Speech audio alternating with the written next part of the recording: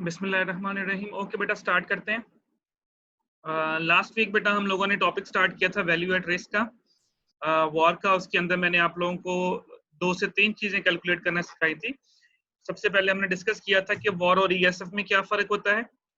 उसके बाद हम लोगों ने डिस्कस किया था how to calculate the value of VaR and ESF of a single project.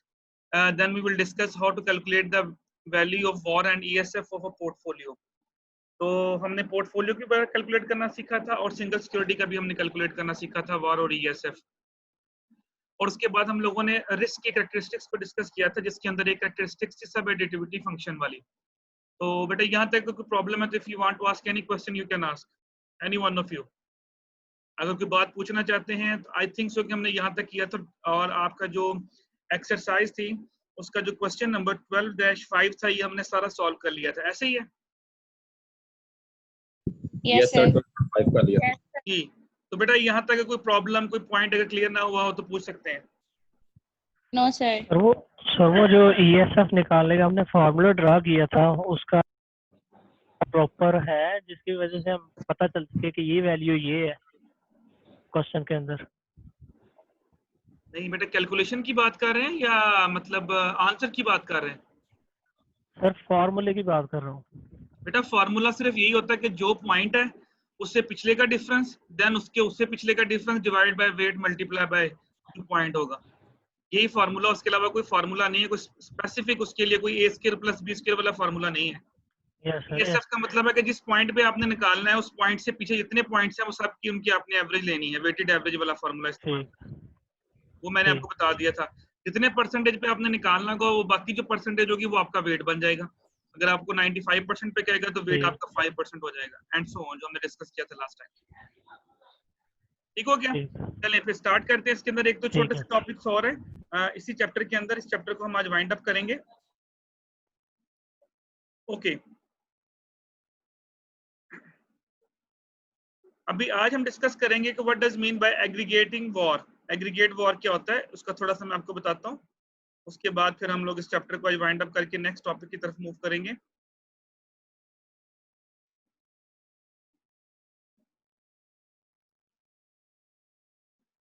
Okay बेटा, आज का जो हमारा टॉपिक है that is called aggregating war. Aggregating war का मतलब होता है, फॉर एग्जांपल मैं आपको 2 प्रोजेक्ट देता हूं। मैं कहता हूं प्रोजेक्ट ए का वॉर है 2 मिलियन, प्रोजेक्ट बी का वॉर है 3 मिलियन। और मैं आपसे कहता हूं जी कि दोनों प्रोजेक्ट्स को अगर कंबाइन करें तो टोटल वॉर कितना होगा। तो अगर आपको याद हो, हम लोगों ने सिक्योरिटी 1 का रिस्क, सिक्योरिटी 2 का रिस्क, अगर हम एग्रीगेट रिस्क निकालते थे जिसे हम पोर्टफोलियो रिस्क कहते थे, तो हम फार्मूला यूज करते थे W1 का, यानी A square plus B square plus 2AB। ये वाला फार्मूला हम यूज करते थे। तो सेम बेटा वही फार्मूला यहाँ पे इस्तेमाल करेंगे। अगर आपको 2 डिफरेंट प्रोजेक्ट्स का वॉर गिवन हो, अगर आपको 2 मुख्तलिफ प्रोजेक्ट्स का वॉर गिवन हो और आपसे कहा जाए कि इनका एग्रीगेटिंग वॉर निकालें, तो बेटा फार्मूला ध्यान में रखिएगा, वही फार्मूला होगा A square plus B square plus 2AB into correlation of AB, जो हमने पढ़ा था।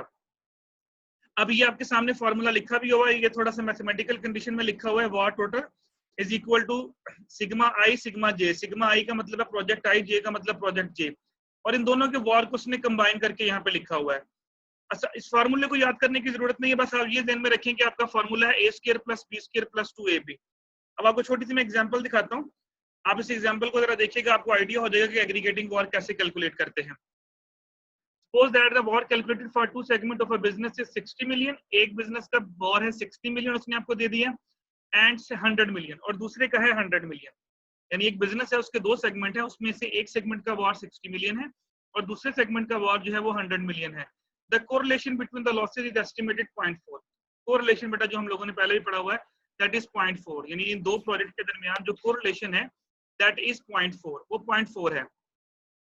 और उसने बोला जी कैलकुलेट द टोटल वॉर या एग्रीगेट वॉर। तो बेटा वही formula A square plus B square plus 2AB into correlation AB। अब इसमें से किसी एक को A रख लो, किसी एक को B रख लो।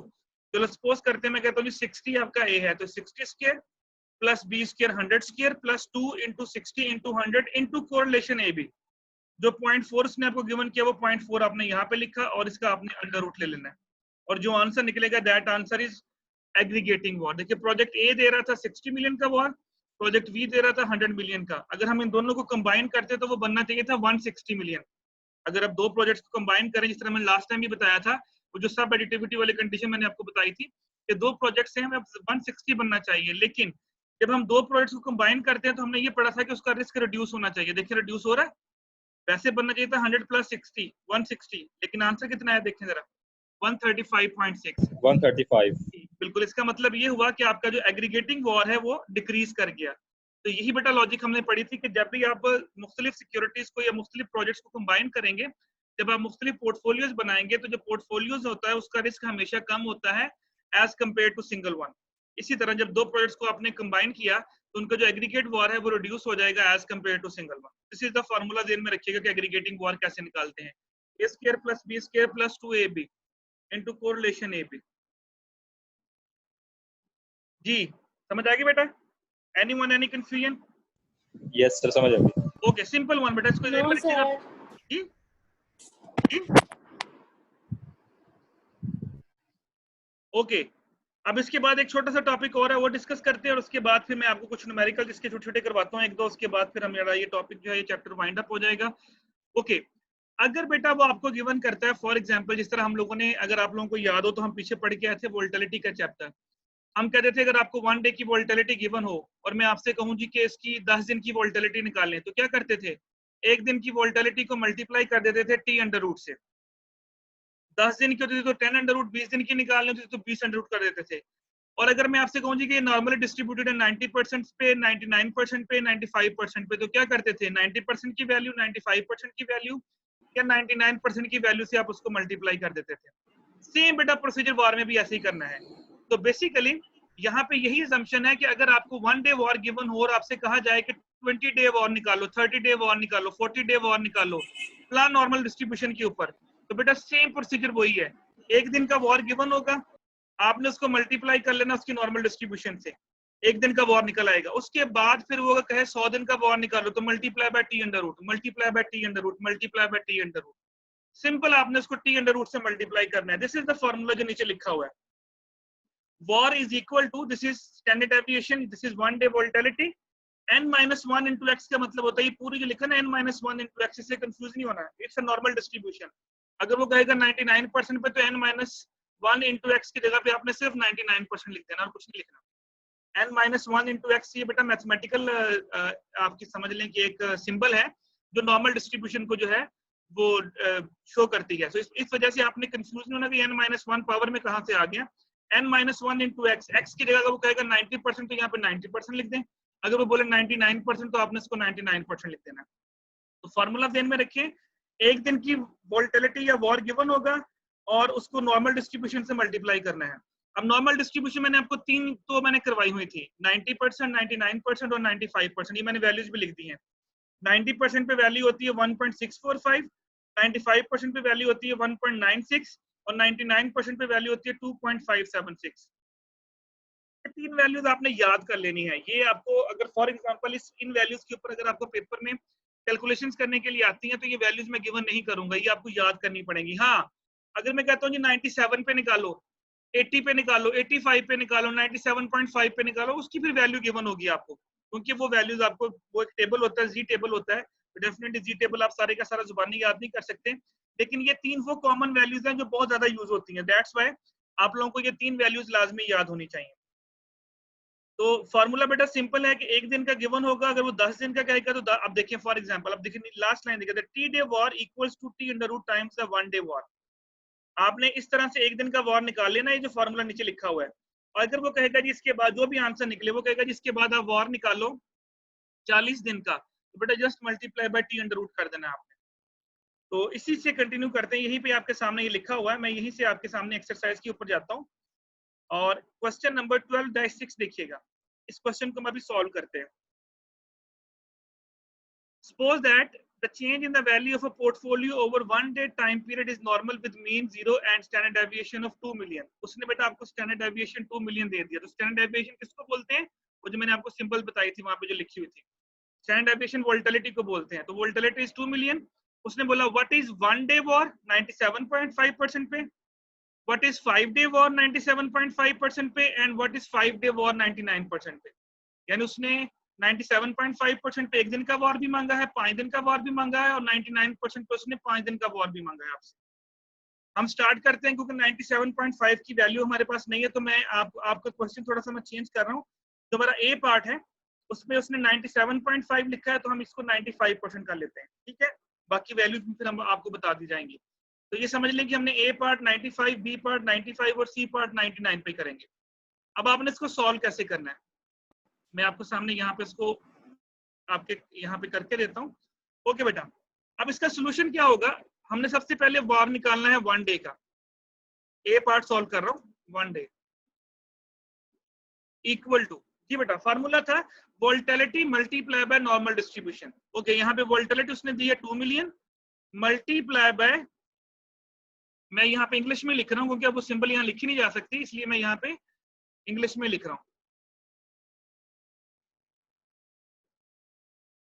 जी बेटा, नॉर्मल डिस्ट्रीब्यूशन हमारे पास कितनी थी, मैंने बोला कि हम इसको निकालेंगे 95% पे। ओके जी, अब आपने करना 1.96 1.96 1.96। अब आपने इसको करना यह है कि 2 को मल्टीप्लाई कर दो 1.96, क्या आंसर आया, करें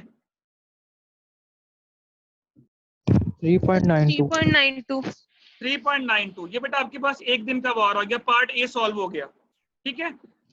मैंने उसने 97.5 कहा था, तो 97.5 की हमें वैल्यू ढूंढनी पड़नी थी, मैंने उसको 95 कर दिया, वरना आपको वैल्यू गिवन होगी। ओके, अब बी पार्ट आ जाएं। अब उसने बेटा पूछा आपसे कि वॉर निकालने, देखें चेक कीजिएगा, उसने बोला 5 डे वॉर अगेन 95% पे। अब आपने एक दिन का वार तो निकाल लिया है, अब आपने 5 डेज का निकालना है, तो क्या करेंगे, क्या करना है यहाँ पे, जो आंसर निकला है 3.92 उसका अंडर रूट नहीं लेंगे सर। जी बेटा, किससे कर देना, अंडर रूट टी। अब टी हमारे पास कितना है, 5 डेज है, तो अंडर रूट 5 कर लें, यानी 5 का अंडर रूट लें और मल्टीप्लाई बाय 3.92 कर दें। जी क्या आंसर आया, 2.23 2.23। ज्यादा बनना चाहिए, कम क्यों है, पहले 5 का अंडर रूट लें, जो आंसर आया उसको 3.92 से मल्टीप्लाई करें। ये आंसर है बेटा, सर 8.76। हाँ ये सही है, क्योंकि बेटा अगर एक दिन का वार देखो ना, कॉमन सेंस इस्तेमाल करें, अगर एक दिन में लॉस 3.92 मिलियन हो रहा है, तो 8 दिन में 5 दिन में लॉस 3.52 से ज्यादा ही होना चाहिए ना, कम तो नहीं ना होना चाहिए। जी सर। जी बेटा, समझ आ गई, जी सर।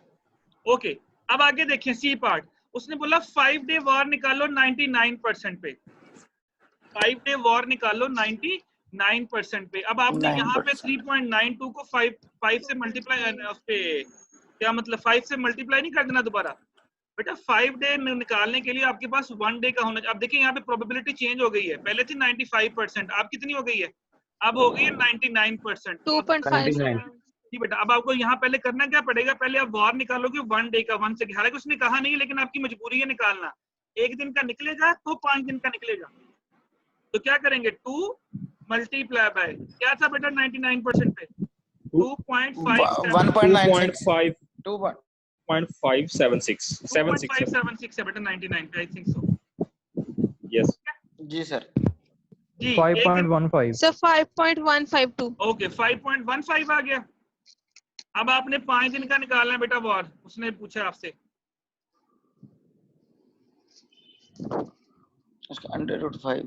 जी बेटा इसको अंडर रूट 5 से मल्टीप्लाई कर दें, यानी 5.15 को आपने मल्टीप्लाई कर देना है 11.5 11 हाँ सर 11.5 11.5, ठीक हो गया बेटा, जी अंडर सर। रूट 5 से। अब वो 5 डेज कह दे, 10 डेज कह दे, 11.5 आया बेटा। यस जी सर सर। तो ये अब आपके ये मिलियंस में है, सारे आंसर जितने भी लिखे हैं सारे के सारे आंसर्स मिलियन में है। तो this is the simplest one, कि अगर आपको एक दिन का वॉर गिवन हो, तो आप लोगों ने मुख्तलिफ दिनों के वॉर्स कैसे कैलकुलेट करने हैं। अंडरस्टैंड बेटा, यहाँ तक कोई प्रॉब्लम,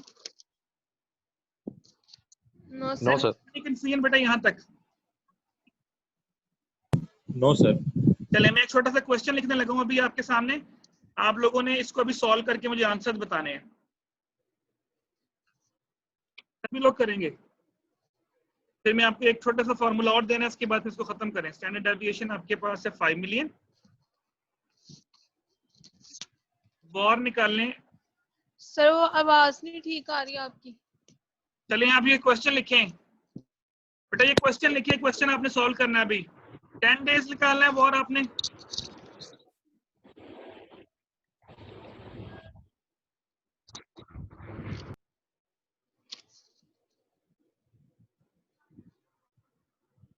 सर आपकी आवाज नहीं ठीक आ रही।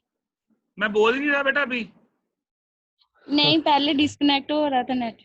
आप सही है? हाँ जी। चलें सॉल्व इट बेटा। ये मैंने क्वेश्चन लिखा है, इसको सॉल्व करें सभी लोग। Standard aviation is 5 million, war 10 day का इसका स्टैंडर्ड निकालना। एविएशन कितना है? ये बेटा ऊपर लिखा है 5 मिलियन। शो नहीं हो रहा? जी सर लिखे। ये मेरे ऊपर लिखा है बेटा। हो रहा है सर, हो रहा है। 5 सर वो मैंने जूम लिखा है। कोई बात नहीं, कोई Zoom बात किया नहीं, हुआ था, sorry। कोई बात नहीं, एक्सप्लेन करें आप, कोई मसला नहीं। अब आपने 10 डे का वॉर निकालना है और 20 डे का वॉर निकालना है। और अगेन बेटा वही बात कि 10 डेज और 20 डेज निकालने के लिए पहले आपके पास 1 डे का होना जरूरी है। तो पहले एक दिन का 1 निकालें डे मोर्टेलिटी। जी, एक दिन का निकालने पहले, उसके बाद फिर 10 डे का। 90% पे अलग निकलेगा, 95 पे अलग निकलेगा, दोनों की वैल्यूज मुख्तलिफ हैं। तो वैल्यूज अगर आप लोगों को याद नहीं है तो मैं वैल्यूज ओपन कर देता हूँ आप लोगों के लिए। ये लिखी हुई है वैल्यूज, यहाँ से देख लें। सर आप इधर 5 से मल्टीप्लाई करेंगे जैसे पहले 2 से मल्टीप्लाई किया था हमने। डेफिनेटली बेटा 1 day का फार्मूला ये देखो ना, निकालने के लिए। फार्मूले में क्या लिखा हुआ है, ये देखिए फार्मूला पढ़ें क्या लिखा है। Standard aviation multiply by normal distribution. तो स्टैंडर्ड एविएशन जो गिवन होगा बेटा उसी से मल्टीप्लाई करना है ना। वहां 2 मिलियन था, यहाँ मैंने 5 मिलियन दे दिया आपको, जी सर। तो 5 से करेंगे। अब आप पहले एक दिन का निकालो, उसके बाद फिर आपने 10 और 20 पे जाना है। जैसे ही प्रोबेबिलिटी चेंज होगी आपको 1 डे दोबारा कैलकुलेट करना पड़ेगा, याद रखिएगा। हर प्रोबेबिलिटी पे 1 डे का वॉर मुख्तलिफ निकलेगा क्योंकि हर एक। जी बोले रिमशा बेटा।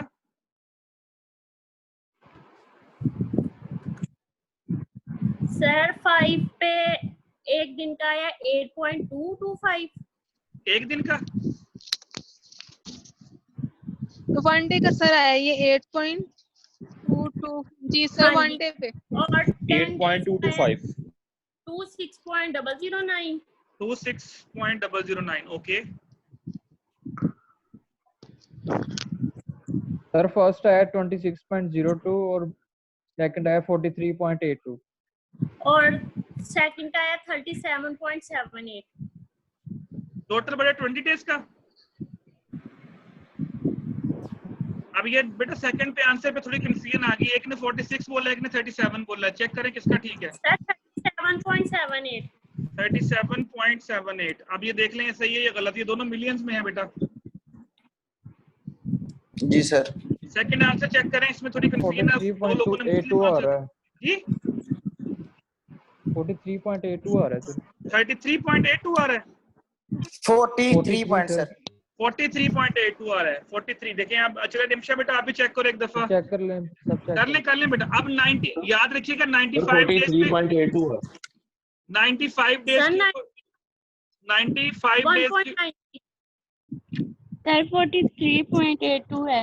इसका मतलब 43.82 सही आंसर है। सब लोगों के यही आ रहे हैं।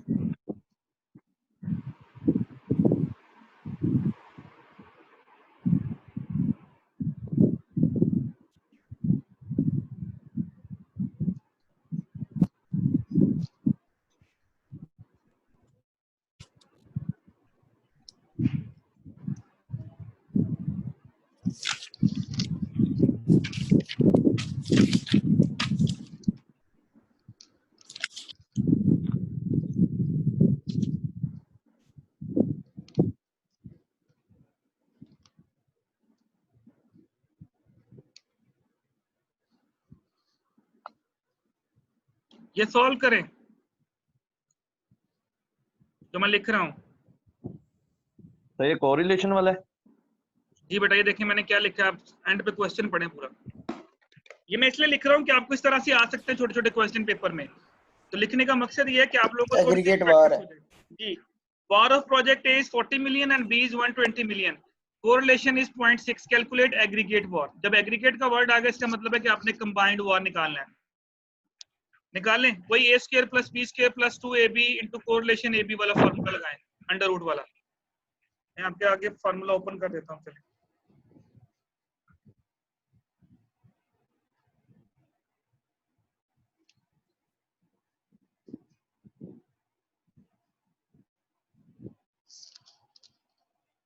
this is the formula a square plus b square plus 2 into a into b into correlation ab under root. तो बताएं मुझे क्या आ रहा है एग्रीगेट वॉर।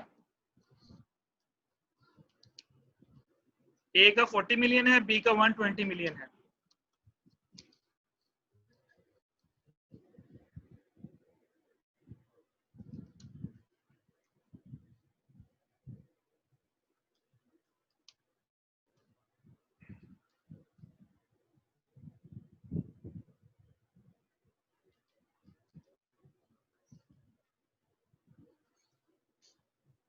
सर 147.51।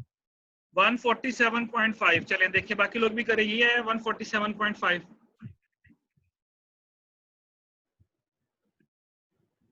जो भी आंसर निकले उसका इंडिपेंडेंट रूट लेना है बेटा आप लोगों ने।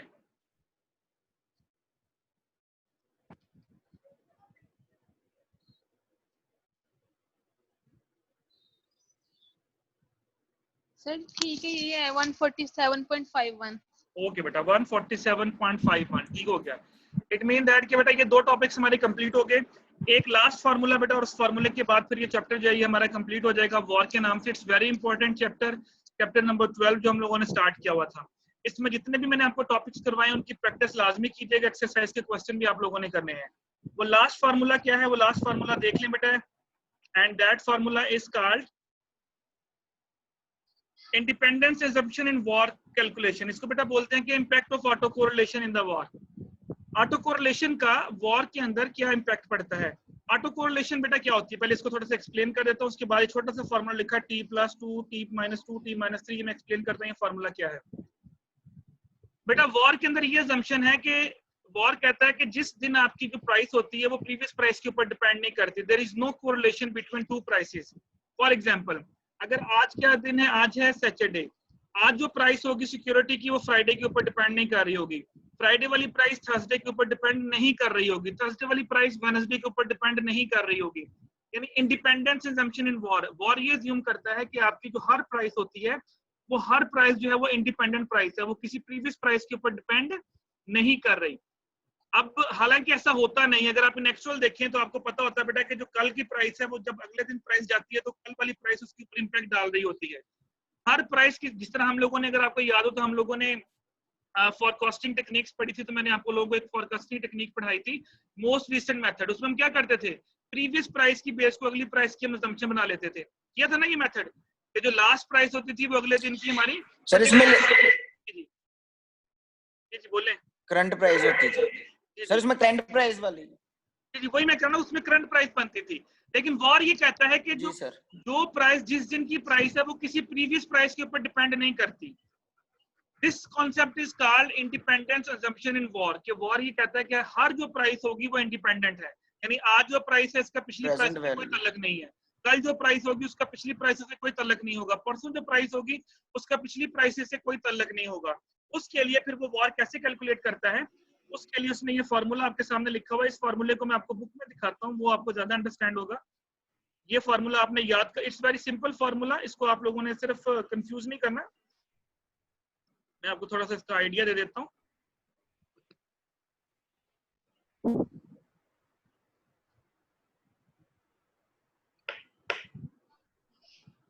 अपने माइक बेटा म्यूट करें, जिनका माइक ऑन है वो माइक अपना बंद करें।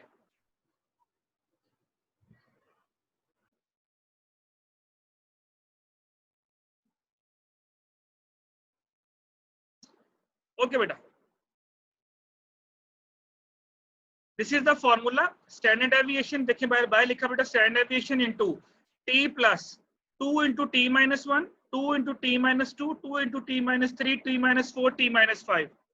t stand for time period. For example वो आपसे कहता है जी कि वॉर निकालो 5 डेज का, तो t आपका बन जाएगा 5। सुन लें पहले, t बन जाएगा 5। तो t माइनस 1 क्या होगा, उससे पिछला दिन। t माइनस 2 क्या होगा, उससे पिछले 2 दिन। t माइनस 3 का होगा, उससे पिछले 3 दिन। और ये बेटा फॉर्मूला वहां तक जाएगा t माइनस 5 तक। यानी अगर 5 डेज कहेगा तो ये फॉर्मूला 5 तक लिखना है आपने, यानी 5 माइनस 5 तक लिखना है। ये जो t है यहाँ पे अगर फॉर एग्जांपल आप 5 पुट करेंगे तो यहाँ पे 5 आ जाएगा, plus 5 minus 1, 5 minus 2, 5 minus 3, 5 minus 4, 5 minus 5। यानी जहां तक t आपका t के बराबर नहीं होता उस वक्त तक आपने इस फॉर्मूले को लिखते रहना है।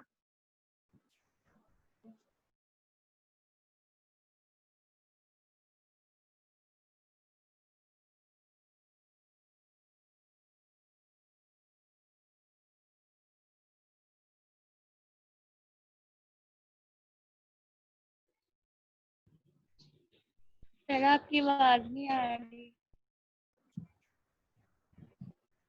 अब आइए। हाँ जी। जी sir. Standard deviation into T plus T2 T minus 1 T minus 2 T minus 3। अब मैंने बेटा टी आपको ये बता रहा हूँ कि जो टी होगा इट्स योर टाइम पीरियड, कि ये आपका टाइम पीरियड होगा। अच्छा, अब बाहर लिखा हुआ स्टैंडर्ड डेविएशन, ये स्टैंडर्ड डेविएशन आपको गिवन होगा।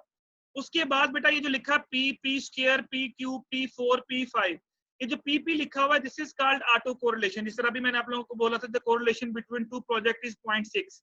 यहाँ भी वो आपको बेटा जो है वो कोरिलेशन देगा कि कितना है दोनों प्रोजेक्ट्स के दरमियान जो कोरिलेशन है वो कितनी है।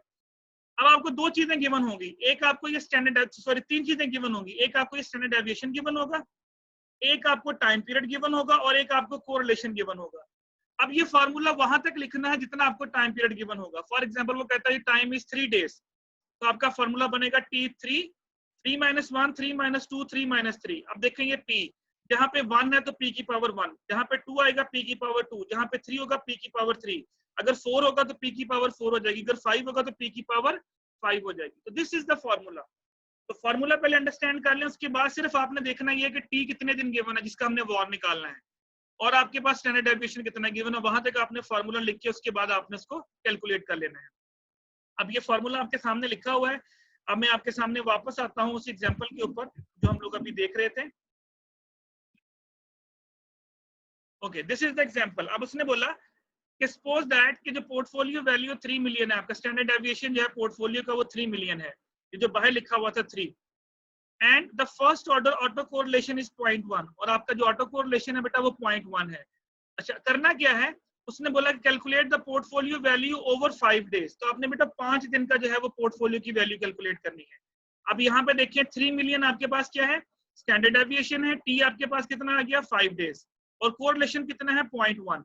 अब ये देखिए यहाँ पे लिखा टी की जगह पे 5 प्लस 2 इंटू 4, ये 4 कहाँ पे है 5 माइनस 1 वाला, 5 माइनस 2, 5 माइनस 3, 5 माइनस 4, 5 माइनस 5। यानी आप लोगों ने अगर यहाँ वैल्यूज पुट करनी हो तो यहाँ पे आएगा, ये देखिए बाहर आ जाएगा 3, अंडर रूट का साइन डालेंगे, इस टी की जगह पे लिखोगे 5 प्लस 2 इंटू 5 माइनस 1, और ये कोरिलेशन जो 0.1 था, प्लस 2 इंटू 5 माइनस 2, और यहाँ 0.1 का स्केल लिख दोगे, प्लस 2 इंटू 5 माइनस 3, और यहाँ पे 0.1 का क्यूब लिख दोगे, प्लस 2 इंटू 5 माइनस 4। ये फॉर्मूला 5 माइनस 5 तक जाएगा, जितना टाइम पीरियड बोलेगा वहां तक आपने इस फॉर्मूले को लिखना है। इस फॉर्मूले को जब पुट करके उसने सॉल्व किया तो ये देखिए आपके सामने जो आंसर निकला वो दिस इज द आंसर 52.7778। इसका मतलब ये हुआ कि आज जो आपका जो वॉर है वो 5 डेज के अंदर जो ऑटो कोरिलेशन के ऊपर वॉर है दैट इज 52.778। अच्छा, इसके बाद उसने बोला कि ये जो डाटा है ये नॉर्मली डिस्ट्रीब्यूटेड है एट 95% के ऊपर। तो बेटा आगे वाला काम वही है। अगर मैं आपसे कहूँ कि ये वैल्यू आ गई आपके पास, एक दिन का वॉर आ गया, फॉर एग्जांपल मैं आपसे कहता हूँ जी ये आपके पास वॉर आ गया, मैं कहता हूँ ये नॉर्मली डिस्ट्रीब्यूटेड है 95% के ऊपर, तो बेटा आपने इसको सिंपल मल्टीप्लाई कर देना 97 के ऊपर, जो 95 की वैल्यू, लाइक फॉर एग्जांपल ये देखिए जब उसने इसका अंडर रूट लिया तो आंसर निकला 7.265। अब उसने बोला जी 5 डे वॉर 95% के ऊपर, क्या कीजिए 95 की वैल्यू यहाँ पे कितनी होगी, 95 की वैल्यू जो हमने पढ़ी थी पीछे 1.96, उसने 7.2 को 1.96 से मल्टीप्लाई किया तो 11.95 आ गया। अगर तो वो कहे 95% पे दिया है तो ठीक है, अदरवाइज आपका क्वेश्चन यहाँ पे खत्म हो गया था। 52.778 का अंडर रूट लें तो आंसर निकला 7.262, ये आपका आंसर है। अगर वो कहता है it's normally distributed at 99%, at 95% and 90%, तो फिर बेटा अगला स्टेप वही जो मैंने अभी थोड़ी देर पहले आपको करके दिया था कि आपने इसको जस्ट मल्टीप्लाई कर देना उसकी नॉर्मल डिस्ट्रीब्यूशन वैल्यू से। तो this is the formula how to calculate the impact of auto correlation, और फॉर्मूला बेटा आपके सामने लिखा है और ये फॉर्मूला वहां तक लिखना है जहां तक आपको टी की वैल्यू गिवन होगी। पूछे बेटा इस फॉर्मूले में कोई प्रॉब्लम है तो पूछें पहले। अभी ये आपका लेक्चर एंड होने लगा है तो आप लोगों ने मुझे दोबारा ज्वाइन करना है। पहले यहाँ तक क्वेश्चन के बारे में पूछ लें, उसके बाद मैं क्वेश्चन आपको कहता हूँ करने के लिए। जी अब्दुल कयूम हमजा। सर ये पहले फार्मूला हमजा बोलें बेटा आप। सर फार्मूला दोबारा निकालिएगा। जी फार्मूला बेटा मैं आपके सामने ओपन कर देता हूँ। ये फार्मूला है, by standard deviation multiply by under root T plus 2 into T minus 1, 2 into T minus 2, 2 into T minus 3, 2 into T minus 4, और साथ में फिर कोरिलेशन 1, कोरिलेशन का स्क्वायर, कोरिलेशन का क्यूब, यानी जितनी पावर लेनी है उतनी पावर उसके ऊपर आती जाएगी। फॉर्मूला याद करने का सिंपल तरीका, यहाँ पे t माइनस 1 है तो p की पावर 1 है, यहाँ t माइनस 2 है तो p की पावर 2 हो जाएगी, यहाँ t माइनस 3 है तो p की पावर 3 हो जाएगी। अब 5 डेज तक लिखना है तो आपने t माइनस 5 तक लेके जाना है इसको, p की पावर 5 तक लिखना है इसको। ठीक है सर, ठीक हो गया। अगर वो 10 डेज का आएगा तो ये फार्मूला 10 तक जाना है, 5 6 7 8 9 10 तक जाएगा। जी और बेटा कोई problem, anyone, any confusion?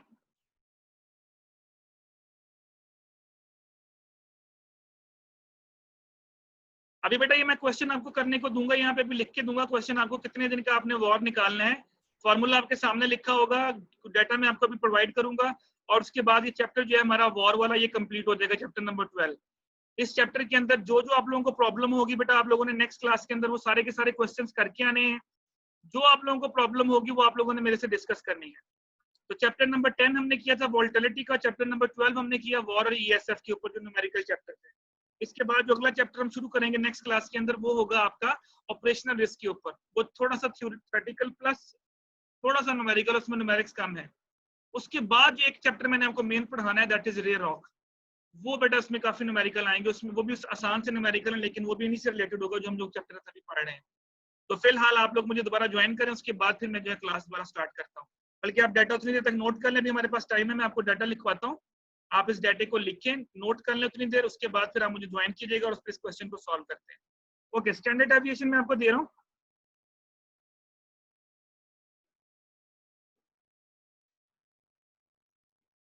$4 million, T मैं आपको दे रहा हूँ, चलें 4 डेज दे देता हूँ। अब इसको 4 डेज तक आपने लिखना है, और कोरिलेशन जो है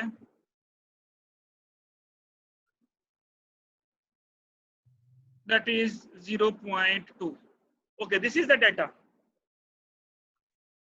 ये डाटा नोट कर लें बेटा अभी, और अभी फिर आप मुझे ज्वाइन करें, पहले ये डाटा लिख लें अपने पास, उसके बाद मुझे ज्वाइन करें, उसके बाद फिर यही मैं आप लोगों से इसके आंसर पूछता हूँ। Then we start the next chapter.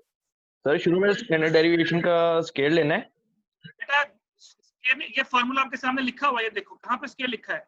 जब आपने ये देखो 2t कोरिलेशन वैसे लिखना है, 0.2 लिख देना है। t माइनस 2 में सर आपने ऊपर जो स्टेटमेंट दिखाई थी ना, उन्होंने बेटा वो स्टेट, अच्छा मैं समझ गया हूँ आप लोग कहाँ कंफ्यूज हो रहे हैं। बेटा वो जो स्टेटमेंट के ऊपर स्केल लिखा हुआ था ना, वो अंडर रूट का स्केल लिखा हुआ था, उन्होंने अंडर रूट का साइन ही डाला हुआ, बाद में जाके देखिए उसने अंडर रूट नहीं लिया। आपको स्केल लेने की लिखने की जरूरत नहीं है, मैं समझ गया हूँ कि आप क्या कहना चाह रहे हैं। आप ये कहना चाह रहे हैं कि उसने यहाँ पे ये जो लिखा हुआ 3 का स्क्वायर, ये पूछ रहे हैं ना, ये 3 का स्क्वायर नहीं है, ये बेसिकली इसने ब्रैकेट के ऊपर स्क्वायर लिखा हुआ है, जो पूरी ब्रैकेट। जी सर उसने अंडर रूट नहीं डाला, उसने स्क्वायर डाल दिया, बाद में एंड पे जाके उसने अंडर रूट लिया तो है 52 का, ये देखिए आपने जरूर स्क्वायर डालना, आप अंडर रूट का साइन डालें। पूरे का लिया है सर, वो पूरी वैल्यू का लिखा हुआ स्क्वायर। ओके चलिए आप इसको सॉल्व करें, सर, और साथ ज्वाइन भी करें मुझे दोबारा।